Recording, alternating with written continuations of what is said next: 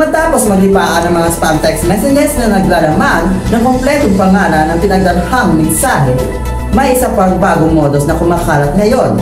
Ito naman ang pagpapadala ng mapagbantang mensahe para maningil ng multa di kaya ng pautang na gawa-gawa lamang. Nagbabalita, Beverly Sen. Sino ba naman ang hindi kakabahan sa message na pinapadala na pinagbabantaan ka? Pero mas nakakakaba pag binanggit sa message ang mismo pangalan mo na hindi mo naman ito kilala.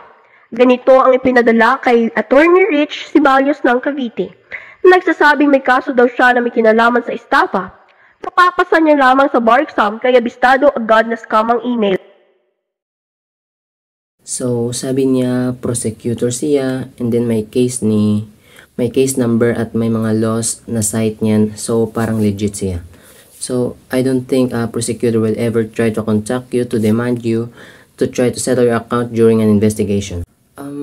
If there's a preliminary investigation, what the prosecutor will do is they will issue a proper sablina. Alam na raw ng Privacy Commission ang dumaraming personalized text at nagsasagawa na raw sila ng initial investigation ukol dito.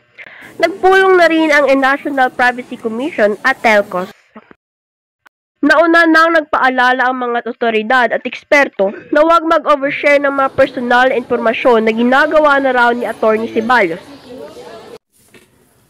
Personally, to protect my data privacy, what I usually do is I avoid disclosing my personal information unless it's necessary or unless I give it to a person or organization I can trust. And especially sa social media, I make sure my settings set sa mga friends lang. Beverly Seret, nagbabalita.